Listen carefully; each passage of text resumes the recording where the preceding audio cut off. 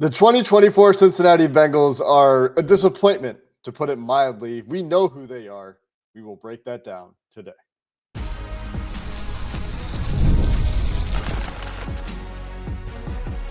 You are Locked On Bengals, your daily Cincinnati Bengals podcast. Part of the Locked On Podcast Network, your team every day. What up, Bengals fans, and welcome to another episode of the Locked On Bengals podcast. At 4-7 during the bye week, the Bengals aren't where we thought they would be, and it is time to discuss the team they've shown us they are. I'm Jake Lisco. He's James Rapine. We are Locked On Bengals, part of the Locked On Podcast Network, covering your team every day. You can find this episode on YouTube or wherever you get your podcast. Welcome back to those of you who already know that, and you're an everydayer, or those of you who make us your first listen. Appreciate all of you who make us part of your routine, and welcome into the new listeners, new viewers. If you're looking for consistent Bengals content, well, you are in the right place here on Locked On Bengals, and you can subscribe to make sure you don't miss an episode. Today's episode brought to you by FanDuel, where new customers can win a $5 bet. When you win your first $5 bet, you will get $150 in bonus bets. Check it out at FanDuel.com to get started. And James, before we dive into the painful reality of what the Cincinnati Bengals team is and how they got there and all of the changes that likely are needed at this point, we need to start with another unfortunate injury for the Cincinnati Bengals. DJ Turner believed to have a fractured clavicle. That is what the initial fear was when he went down and was quickly ruled out with a clavicle injury last night. Ian Rappaport saying that he will seek a second opinion, but is likely out for the season. And it's another blow to a secondary that, and a defense really on the whole, that couldn't really deal with another blow. No, they couldn't. And he was their best corner as of right now. You know, you lose Dax Hill. DJ Turner was making some plays, and it was like, okay, well, Cam Taylor-Britt has turned into a pumpkin, using Jake Lisco's go-to.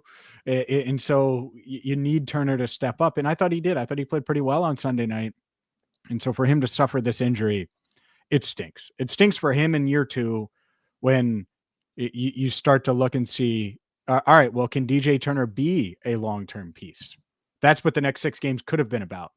And instead, there's going to be a question mark next to Dax Hill, a question mark next to DJ Turner, a question mark at best next to Cam Taylor-Britt, I would say, this offseason. I mean, you're talking about 3 guys that are on rookie contracts that you were hoping would be big parts of your secondary. And so that is tough. It's tough to overcome. And it's one of those things now where I instantly thought, man, you know who we talked about months ago? And certainly when Dax Hill went down, it's like, oh, well, would they be interested in Xavier Howard? We certainly talked about him before training camp too, but would they be interested in Xavier Howard? Then they bring him in last week, and there's some conflicting stuff there on what exactly happened. Feels like they tried to get him on the practice squad, didn't work. I don't know that for sure. That's, again, my feel of things. But probably shoulda, coulda, woulda, because now you might have to revisit that or revisit someone. You need to get someone in here at cornerback. And that's just, it's one of the many, many weaknesses of this Bengals roster right now. And cornerback wasn't strong to begin with.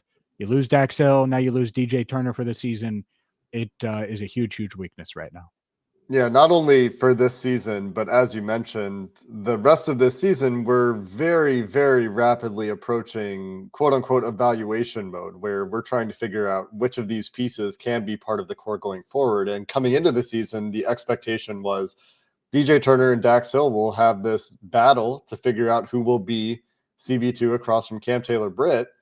And Cam Taylor-Britt was expected to take a step. And you go back to our offseason podcast, James, I was a little bit more skeptical than some others about Cam Taylor-Britt and just like needing to see that consistency from Cam Taylor-Britt to feel like the expectations that were placed upon him and the feeling from the coaching staff, like, yeah, this is a guy that we have a lot of confidence in, and him taking that step and being a CB1. This season was supposed to be about those 3 guys, Dax Hill, DJ Turner, Cam Taylor-Britt, being your secondary of the future. And instead, the 2 guys that showed some flashes, showed some signs, showed some promise, are now hurt. And the guy that was expected to take this big leap and lead that room has had a massive regression season where he's still making mental mistakes in week 11. And that leads to one of the Chargers touchdowns last night where he carries a crosser that he's supposed to pass off. And so it makes the rest of the season for this DB room difficult in terms of just trying to figure out what those long-term goals are with the corners. And you're going to get a long look at Josh Newton now. But even if Josh Newton becomes a starter, and he played a solid game of football last night against the Chargers, they do still need depth. So there will be not necessarily another move coming over the bye week to have enough corners on the team for them to feel comfortable and to have enough depth. But it's tough because of the blow it is to the future, where you were hoping to have a really good feel for which of these guys on rookie deals could be solid parts of this defense going forward. And I think the sample size, you had some flashes from backs. You played 262 snaps this year. DJ Turner played almost double that, or just under double that. 508 snaps. Ideally, you get full seasons from those guys and you have a really good idea of what they are and how they fit going forward for you. Yeah, it's a big blow. And it's one of those things that goes into now the bigger picture conversation, because the Bengals front office is probably going to say, all right, well, we have 2 second-round picks on rookie deals, a first-round pick that showed a lot of promise at corner going into the final year of his rookie deal. 2 of them are coming off of injury. One is yelling at his cornerbacks coach on the sideline after that touchdown and then gets benched. So, and obviously I'm talking about Cam Taylor-Britt. So where do they go from here? Is it a coaching thing? How does the front office feel about these guys? And I think let's go there next. It's time for the big picture conversation. We know who the 2024 Cincinnati Bengals are. They've showed us. What does it mean for the franchise, ownership, the coaching staff? We'll start that conversation and have that conversation coming up next. Today's show is brought to you by Zbiotics. Pre-alcohol probiotic drink by Zbiotics is the world's first genetically engineered probiotic. It was invented by PhD scientists to tackle rough mornings after drinking. Here's how it works. When you drink alcohol, it gets converted into a toxic byproduct in the gut. This byproduct, not dehydration, that's to blame for your rough feeling the next day. And I'm sure plenty of Bengals fans were feeling rough on Monday morning. Well, pre-alcohol produces an enzyme to break this byproduct down. Just remember to take Zbiotics before your first drink of the night. Drink responsibly, and you'll feel your best the following day. It is that simple. Check them out today at Zbiotics/LockedOnNFL to learn more and get 15% off your first order when you use LockedOnNFL at checkout. Zbiotics is backed with 100% money back guarantee. So if you're unsatisfied for any reason, they'll refund you your money. No questions asked. Again, head to zbiotics.com/LockedOnNFL and use code LockedOnNFL at checkout for 15% off. FanDuel also sponsors this episode of Locked On Bengals, America's #1 sports book. Right now, new customers will get $150 in bonus bets if they win their first $5 bet. That's $150 free dollars to play with FanDuel if you win your first $5 bet. And maybe you're looking elsewhere at this point because you can't look at MVP odds. You have to go way down the list to find a Cincinnati Bengal. Joe Burrow at plus 4,500. He has worse odds than Jaden Daniels and Kyler Murray to win MVP this year, which feels criminal given the way Joe Burrow is playing. But whatever your fancy is for sports betting, NFL, or for sports betting, FanDuel Sportsbook has you covered. You can get the latest stats, live play-by-play, all in the same place you place your bets. You can check out FanDuel.com to join today. Again, you'll get $150 in bonus bets if you win your first $5 bet at FanDuel.com. FanDuel is an official sportsbook partner of the NFL. All right, Jake, let's dive into who this 2024 Cincinnati Bengals team is or isn't. And they aren't a legitimate contender. I'm not sure they ever were. They've showed us that time and time and time again, including Sunday night. And I think there's a bunch of reasons for that. But the top one, and I think where we should start, and Zac Taylor not talking on Monday, But when you're 1-6 in one-score games, and the one win wasn't really a one-score game, you were up 2 scores. Jameis Winston comes in garbage time and scores a touchdown. It's one of those things where it's like, all right, well, yeah, there are player issues, but it's the Jamar Chase clip that went viral, right? Ask Zach. I'm not calling the plays. It's my job to play, basically, and I'm paraphrasing. But it's hard for me not to look at the coaching staff, and that includes Lou Anarumo, who's watched this secondary outside of Dax Hill, who was in Lou's doghouse, let's be honest here, last year in this offseason, regress the way it has. But let's start with Zach. Where are you? How do you feel on about Zac Taylor? Because he's obviously under fire today. I think at this point, and I said this in the post game yesterday, this is muddied by the way they finished the game and came out in the second half and fought back. Because at halftime, it felt very clear that like this team just wasn't prepared and they were just going to see their season go down in flames without a fight. Then they did fight. And so it became a little bit less clear to me, but the first half doesn't go away because the second half happened. And the last few drives of the game and Evan McPherson missing kicks isn't Zac Taylor's fault, but the consistent issue with this team is coming up short. And we've seen this before with Zac Taylor. We saw it go away for a couple of years when this team was good, when they had better players, sure.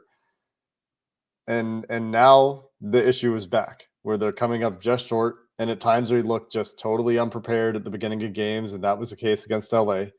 They just got outgunned in a bad way.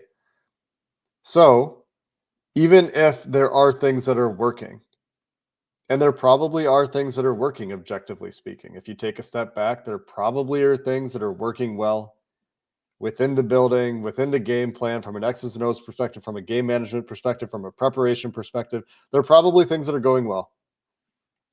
But it doesn't feel like they matter right now. It doesn't feel like they're very visible right now. And what instead it feels like is you have a coach that's saying, I still believe in this team, because he can't really say anything else. But if you're thinking about making major coaching changes this offseason, I think about the Eagles, who have bounced back this year to their credit. But when the Eagles chose to retain their head coach and kind of clean house for the rest of things, they bring in Vic Fangio, which helps a lot, and then a very experienced coach there. But like that doesn't feel like the direction to go. And so if you think that the buck stops here with the coaching staff at some point, and I think that that's a fair thing to say, it feels like you're trending toward cleaning house, and feels like you're trending toward major changes happening in this offseason if things keep going the way they've gone this year, and you miss the playoffs with Joe Burrow playing at this level and Jamar Chase playing at this level and blah, blah, blah, blah, blah. The stuff you've heard us talk about time and time again. Yeah, I think I agree with you. In fact, I think Philly still screwed up. I think Nick Sirianni is a liability. And when you get in games like this, like there aren't going to be many games where the Chargers are outcoached because they have one of the best coaches. And when I think about, oh, well, Lou has to go, and there's going to be a lot of people that say that, and I'm not going to defend that. What I'm going to say is, all right, well, does that mean Zach can become an elite head coach in the NFL, a high-end head coach in the NFL, if Lou is no longer here? And I'll just let that. Let's say Vic Fangio. Let's just say he just comes to Cincinnati. Will Zac Taylor be a head coach that you like against Jim Harbaugh, or like against Bill Belichick, who's going to be back in the NFL, or like against insert Mike Tomlin? You know, the high-end head coaches in the league that are considered that for a reason. Andy Reid. Zac Taylor's been pretty good against Andy Reid, but it's one of those things that the Bengals as an organization have to ask themselves deep down. Is Zach going to be the guy to go head-to-head against? And I know 2021 happened. That's fine. It happened. That isn't proof that he's an elite head coach. It's not. And if you're not elite at enough spots, you get what you get with this Bengals team, where it's like a couple of elite guys, and then you get a couple of things wrong, and now the margin for error is just so bad because you don't have enough that can cover it. I think there are coaches on this planet that could have this defense playing much better than it is, flaws and all. that would get more out of Cam Taylor Britt. I think that there are coaches that would get more out of this offense and this offensive line, flaws and all. And I don't mean necessarily more production points wise, but we talked about this yesterday, Jake, the feel of it, how Joe has to do everything, how he's literally a power lifter playing quarterback because he's lifting up the entire team and roster. And it's not just him. Obviously, Jamar Chase is doing that too, and T. Higgins when he's healthy. But heck, Chase Brown a bit on Sunday night. But it just feels so hard. And so that's what I think this organization really needs to have a discussion about, because I don't think it's just one guy. I don't think firing Frank Pollock suddenly fixes this offensive line. I think there's a front office issue. I think there's an issue with how much they put on Joe, even though he's never going to say, don't do that. Of course he wants it. He wants that. He believes he's that great. But I think what we're finding out is, man, oh man, they're asking him a lot. They're asking a lot out of him, more than any other quarterback. And how sustainable is that in an NFL where you're going up against elite coaches and teams with more elite players and teams with just more good players than you have? It's really, really, really, really tough. And so if Zach isn't elite, and I don't think anyone listening would say he is, I don't even know if the Bengals organization deep down would say that, right? Even if they like him. Do you say, all right, well, it's time, even though he's got a couple of years left on his contract? I think that should be a real conversation, assuming the season continues to trend this way, that they don't win out, all of the things that seem extremely unlikely at this point. Yeah, that's the caveat that we still need to throw out there, I guess, is technically it's not over. Technically, they're not eliminated right now. Yeah, they got to win out. Okay. Whew. Yeah, it's real hard what they have to do. And if they do it, then they'll deserve a lot of credit, and we will have to change our tune because they will have done something very difficult if they win out. But where they are right now is they're losing close games. They're losing to good teams, and you're starting to see the cracks when you listen to the way players are talking. The other difficult thing about this, I'd say, James, is that the front office doesn't change. And for all the issues that you could talk about from an execution perspective, from a regression perspective, from a player development perspective, from an in-game management perspective, where we continue to see, plays getting in too late and them having to burn timeouts because they can't get the plays in on time on offense, or why do you think that just, is? That is so weird to me. It's been a consistent issue for the entire Taylor tenure. So I assume that it is a Zac Taylor issue. Maybe I'm oversimplifying there. But the other thing I was going to say is decisions about who to play, where to play them, all these things. It's impossible with this team to separate the coaching staff from the front office because we don't know exactly where that delineation is. We can certainly blame the front office for the way they've handled contracts for the players they've chosen not to play, for their contract structure, for letting guys that leads to guys like Jesse Bates leaving, or for the decisions in the defensive interior with DJ Reader, Sheldon Rankins, the decisions at safety with Jesse Bates and then Nick Scott and then Dax Hill and then, Geno Stone, and the stream of resources they've tried to dedicate to replacing a player they drafted that was really good. And this goes to the front office, and that doesn't even speak to ownership, where I started to talk about contract structure and guaranteed money and these things. And those are all parts of the problem too. I think we will get there. Yeah. Real quick, one more thing on coaching, and then we can get to all of that. For a guy that has preached culture, and culture, we have the culture, we have the right guys. And afterwards, what was it? We're not going to make any wild changes at 4-7. We believe in our process, and fine. He believes in his process. I get it. I know fans hate that. I also understand Zach's logic of not shooting from the hip, because bad organizations do shoot from the hip, or bad coaches do. Like, oh yeah, let's fire Lou. I don't necessarily think firing Lou right now is going to do anything. What does that do? So I get what Zach's logic is. And by the way, I mean in season. How does that help Zach win now? I'm not sure it does, right? But when your second biggest star is saying this after the game, I think that it's pretty noteworthy. I mentioned it earlier, but I was able to load it in mid-pod, so we might as well just play it for our viewers and listeners. We just got to find ways to finish. everybody obviously knows you need to do it. What do you do How do I do it? I don't know. Ask Zach. Ask the coaches. Don't ask me. That's not my job. to finish? I play football on the field. I don't call plays for us, so I can't really do nothing. Do you think that's part of the finishing factor is plays stuff? I don't know. Ask Zach. Don't ask me. I think that's pretty telling, Jake. Yeah, Jamar is going to give you his honest opinion, and he's obviously upset after the game goes the way it goes. It's been a frustrating season. I'm sure he will have a conversation with Zac Taylor. I think these guys earnestly do like Zac Taylor, but that's where I start to talk about the cracks starting to show. That's a prominent example right there. Up next, we'll dive into the front office. We'll discuss it's going to be a tough one. We'll discuss ownership as well coming up next. Listen up, renters. Ever feel like you're stuck in the loop of rent payments, just watching your money vanish into thin air? It's time to turn that rent around and start earning some serious rewards. That's where Bilt Rewards comes in. Okay, real talk. We've all been there. Feeling like you're burning cash with those rent checks? Well, Bilt is breaking ground as a neighborhood rewards program that hooks you up with points on your rent. Every month, pay your rent and watch the Bilt points roll in. Use points to jet off on a dream vacation. Put your points toward a flight, hotel stay with 500 plus airlines and 700,000 hotels and properties. Pay rent hassle-free through the Bilt Rewards app. Earn points by paying rent right now when you go to joinbilt.com/lockedonnfl. That's joinbilt.com/lockedonnfl. Join Bilt.com/lockedonnfl. Make sure to use our URL so they know we sent you. Join Bilt.com/lockedonnfl to start earning points with your rent payments today.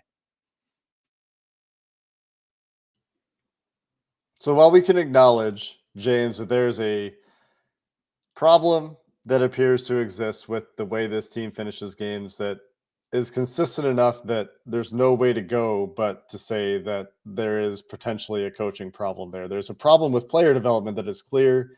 There's a problem with getting the right guys on the field in the right places. There's a problem with this, that, and the other thing from a game management perspective. That is pretty clear. If the season continues the way it's going, I think we fully agree at this point that there will be coaching changes needed. And I don't think that either of us are very interested in the approach that the Eagles took, where they kept their head coach and changed everything else. But as I started to get to, how do you separate that in Cincinnati from a front office that has its own issues, from guaranteed money to draft picks to free agent decisions? The front office is just as much a part of this letdown season as anything else. And that's where it's difficult because you can't fire the Blackburns. Duke Tobin's job likely still secure. I mean, do we really think there's heat on anyone in that personnel department? And those two groups are still part of the problem. Well, sure. Of course they are. Calais Campbell should be a Bengal, right? Like, and that's just one example.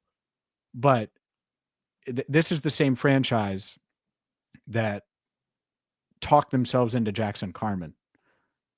This is the same franchise that same offseason, a month prior, as their star quarterback was rehabbing from an ACL and after a rookie season, had a chance to sign Kevin Zeitler and made him a very unserious offer.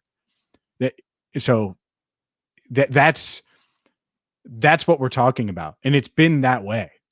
Like you look at these contracts, the Geno Stones and the Sheldon Rankins, and they can get out of all of them. And that's why they say they structure things the right way, which fine with those guys.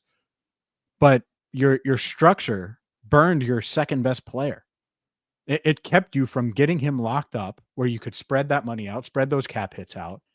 And that to me is hurting much more. I mean, did you hear Jamar after the game with Evan? Like, hey, we paid him all that money to make the big kicks.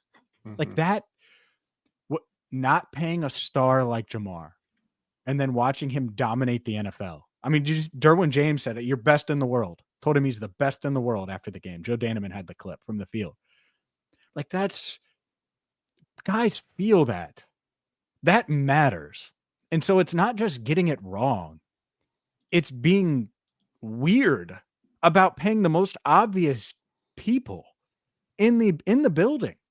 Jamar Chase is easily on pace to be the best receiver in Bengals history, like easily clearing anyone that you could think. I'm the guy who wrote the history book covering about the Bengals. There's no one that's getting close to Jamar, assuming he continues to do what he's done in the first 4 years of his career. So it's wild to me to think that with all of that, they went that route and had all the mess ups and the mistake. I think I think they'll get something done with Jamar, but that's not the point. The point is that clearly impacted this year, and it could impact the final 6 games of the season because of a mentality, business decision standpoint of how these guys are approaching things. Yeah, that goes to the contract structure stuff and the guaranteed money stuff that we're talking about. And it's not just even Jamar, but like that's the latest piece of evidence, the straw that broke the camel's back, perhaps from a culture perspective, for all these guys that you got to buy in. And you had these special locker rooms the last few years in Cincinnati. It's probably still a good locker room. I think these guys like each other. I think there's good camaraderie in the locker room, but it is not what it was in previous years in that locker room right now. In the years where they were really going well, that chemistry is not there. And perhaps it's just because they're losing. Maybe if their record is flipped and they win some of these one-score games, we're not talking about this at all. But right now, that locker room is not what it was, despite a decent level of camaraderie. And it's Jamar Chase not getting his contract. It's T. Higgins not getting his contract. It's Jesse Bates not getting his contract. It's this, that, go through the list of guys lately that they've drafted and developed and have been leaders and awesome players for this team that they haven't been able to get these deals done. That has an impact. It's cumulative. People see this. They're not dumb. And those replacements, Nick Scott, Geno Stone, bringing Von Bell back, drafting Dax Hill, even though I think it was the right pick. You're like, oh, well, we're not going to re-sign Jesse, but we're going to do that. Well, we didn't re-sign DJ Reader, but we got Sheldon Rankins. How did those work? Like, if you're going to do that, you have to get some of them right. Mm-hmm. You can't just go over. Yep. Like, say this out loud. We can't keep T. Higgins, but we're going to go get Jermaine Burton. Like, no, you still, like, wide receiver is going to be such a need this offseason. It's so even if you pay Jamar, that might be need number one. And that is, it's wild to think about, but my goodness, you don't think that 80 is the future. I don't think that, or 81's the future. You could say 80 as well, but I think Andre Yosevach is fine as a 4th receiver, but he's not a 2. And so none of the replacements have been the right decision, the right choice.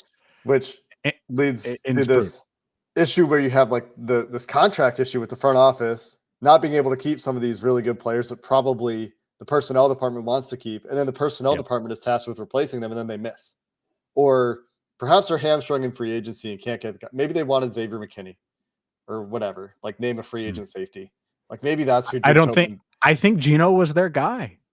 It's possible. It's also possible that they know what they're dealing with from a financial perspective. You know what I mean? And so like that's where their sights are. Like I do wonder, but regardless, the decisions they've made just for the most part just haven't hit. And they did a really good job of this for Joe Burrow's rookie contract. And then since Joe Burrow's rookie contract, the hit rate has been far too low. And all those free agents that propped up that Super Bowl run, that AFC Championship run, are either gone or near the end of their contracts or different players now. Yep. And they're going to be gone. You think Mike Hilton's in stripes next year? You think, like these guys that, like, he's just not going to be. It's not going to happen. And then there's questions around Trey Hendrickson, who will probably revisit his interest in getting off the team unless he's paid. And then there's BJ Hill. And then there's what do they do with Sam Hubbard dealing with another injured season and trying to play through it? And what about, Jermaine Pratt? What do they end up doing in the second? Like, I mean, the questions are just the list is so long. They've just gotten it wrong. Wrong. So much more than they've gotten it right. And you can't do that.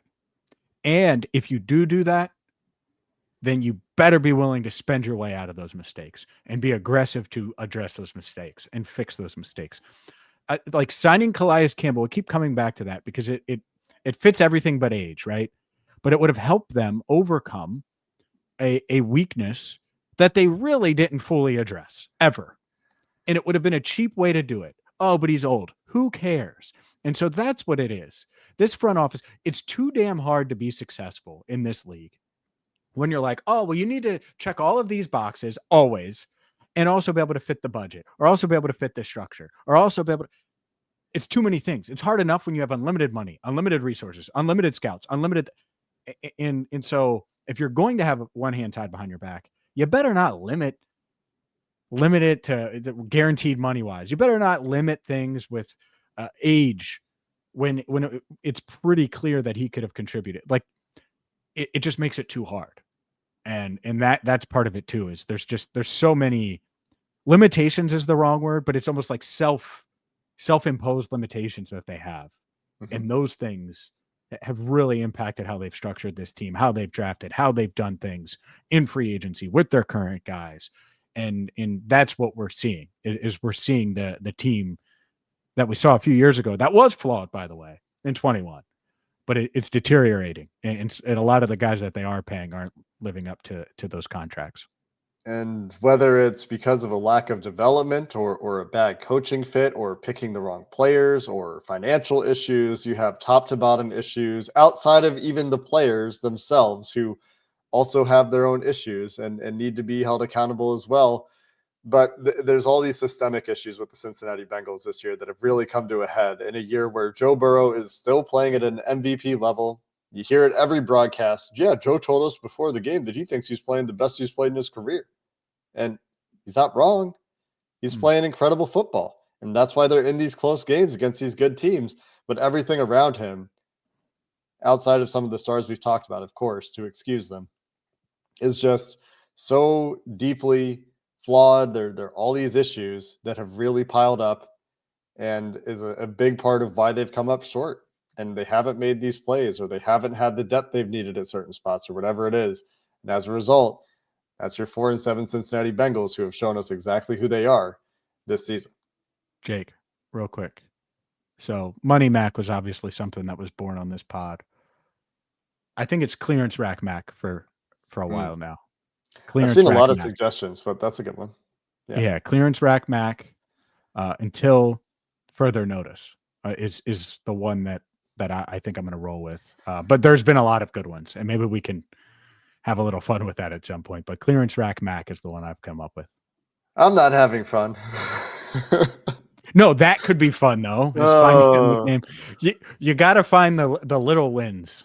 If right? You don't laugh, you'll cry. That's going to do it for this episode of the Locked On Bengals podcast. We'll keep going with some of these difficult conversations throughout this bye week. And the season goes on and we go nowhere. Until next time, thanks for listening to this episode of Locked On Bengals. Hoo day, and have a good one. Wow, you said hoo day. Clearance Rack Mac.